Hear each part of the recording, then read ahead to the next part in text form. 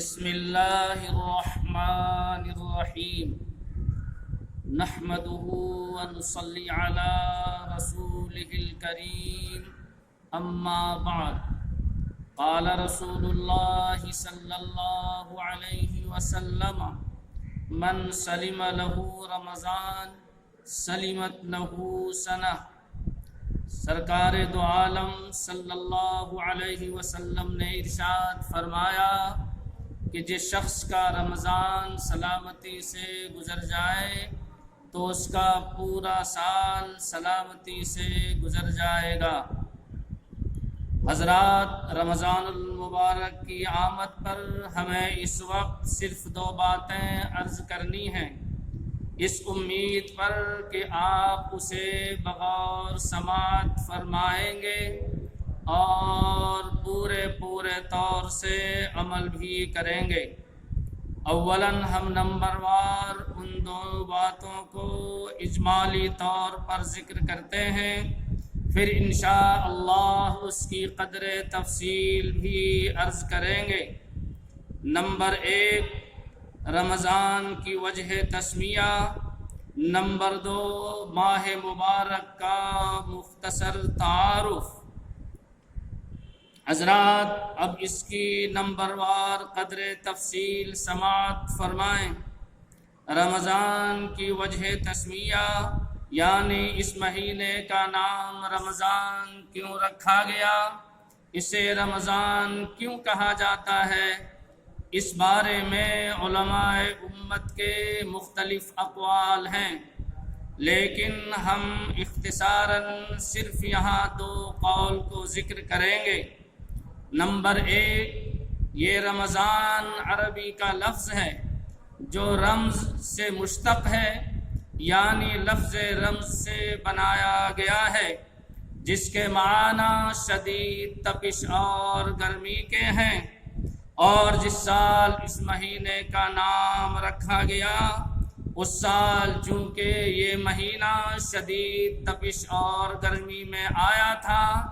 اسی نسبت سے اس کا نام رمضان رکھ دیا گیا۔ دوسری وجہ علماء نے یہ بیان فرمائی ہے لِأَنَّهُ يَرْمَزُ الذُّنُوبَ، یعنی یہ مہینہ انسان کے گناہوں کو جلا کر ختم کر دیتا ہے،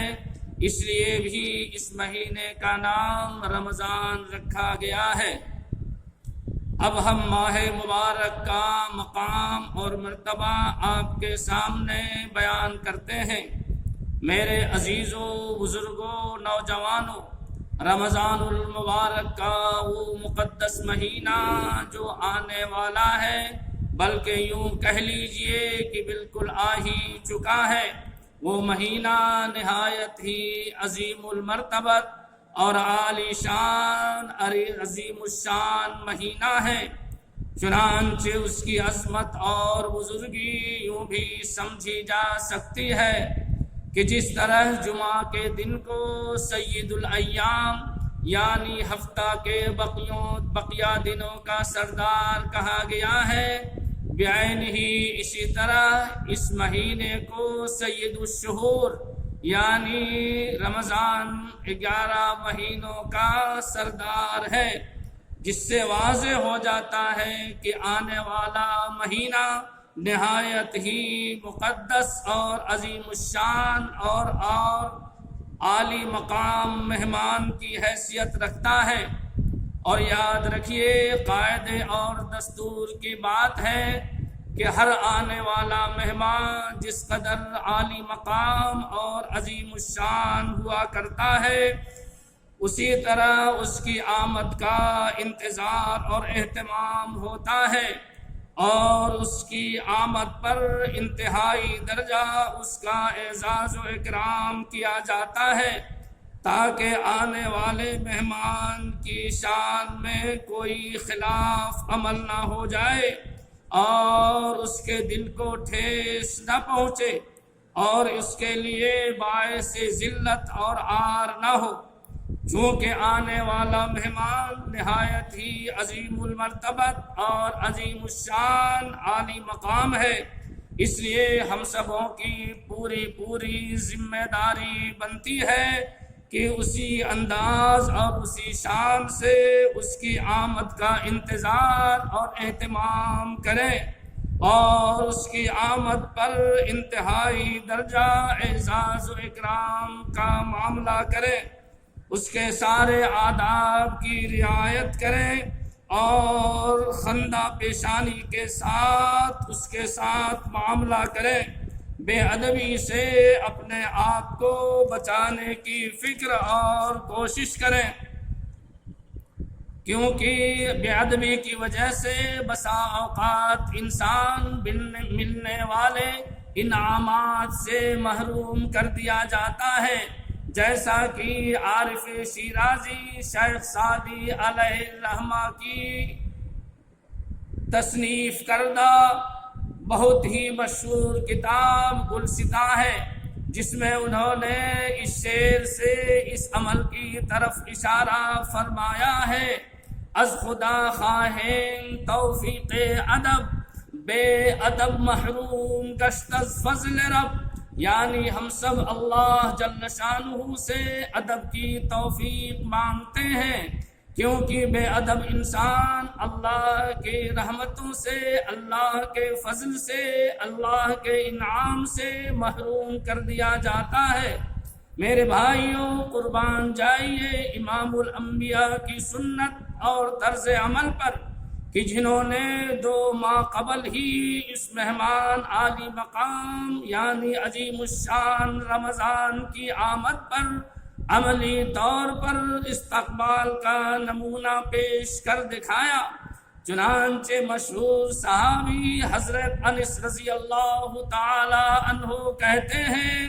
کہ سرور کائنات امام الانبیاء جناب محمد الرسول اللہ صلی اللہ علیہ وسلم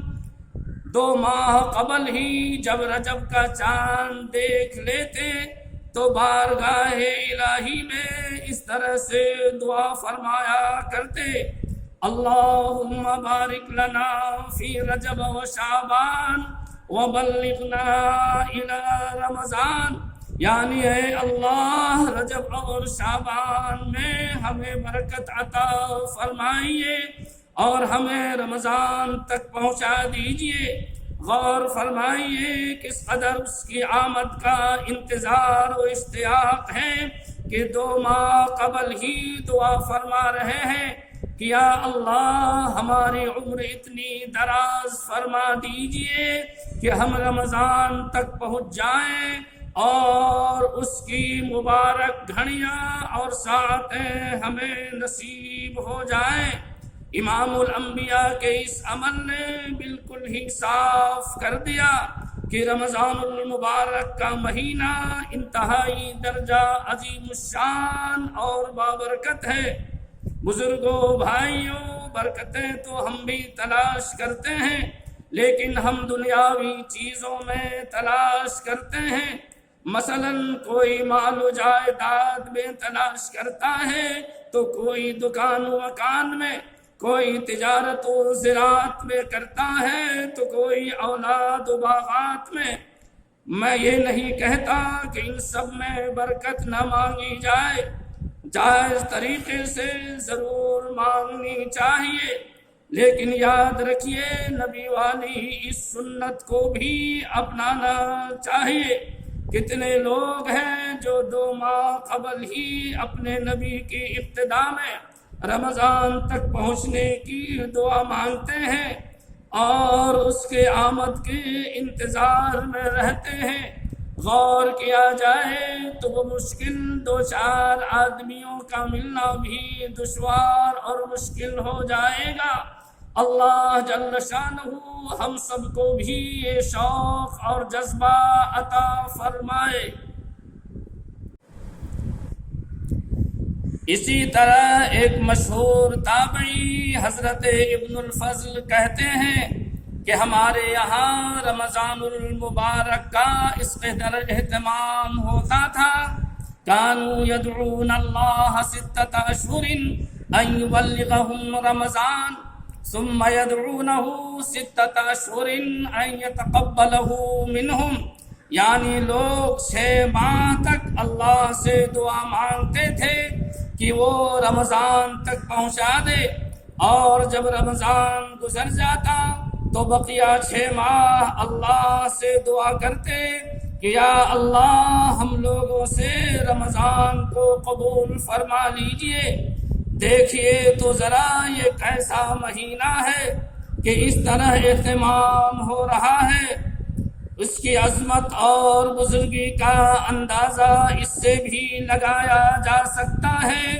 کہ امام ربانی مجدد الفسانی شیخ احمد سرہندی علیہ الرحمہ فرمایا کرتے تھے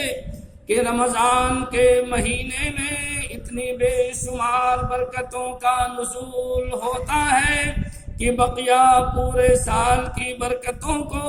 رمضان کی برکتوں کے ساتھ وہ نسبت بھی حاصل نہیں جو قطرے کو سمندر کے ساتھ ہوتی ہے،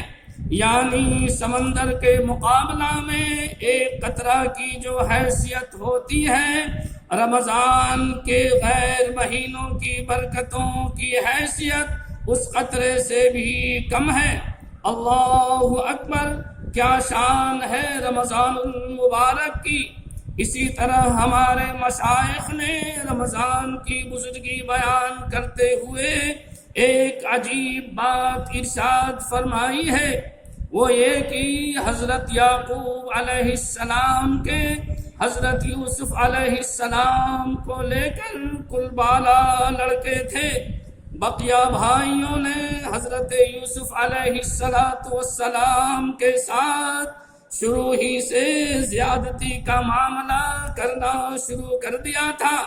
لیکن اللہ جل شانہ نے صرف ایک یوسف علیہ السلام کی برکت سے تمام بھائیوں کی غلطیوں کو معاف کر دیا۔ اسی طرح رمضان المبارک کے علاوہ بقیہ 11 ماہ ہیں۔ اللہ جل شانہ نہ صرف اس ایک ماہ کی برکت کی وجہ سے انسانوں کے 11 ماہ کے گناہوں کو معاف فرما دیتا ہے،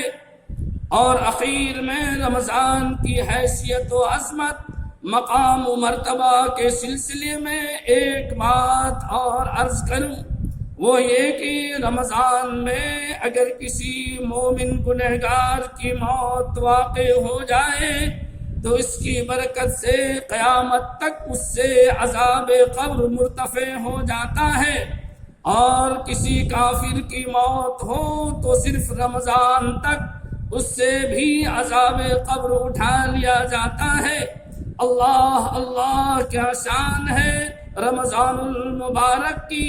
کاش ہمیں بھی آپ کو بھی اللہ اس کی عظمت اور قدردانی کی توفیق نصیب فرمائے۔ اب ہم شعر کے چند مصرے بھی عرض کیے دیتے ہیں۔ ڈھونڈ رہی تھی نظریں جس کو آیا ہے،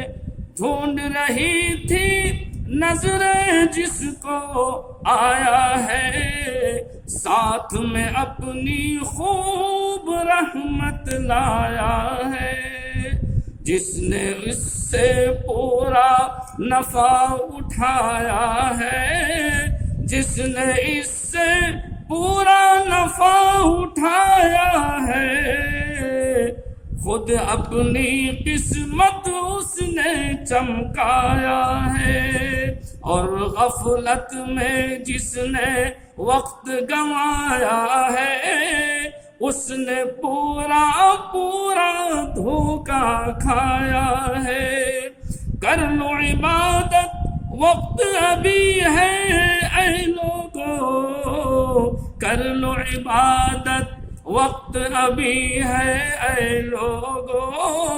بعد میں نہ کرنے والا پچھتایا ہے، بعد میں نہ کرنے والا پچھتایا ہے۔ آمین یا رب العالمین، وآخر دعوانا ان الحمد للہ رب العالمین۔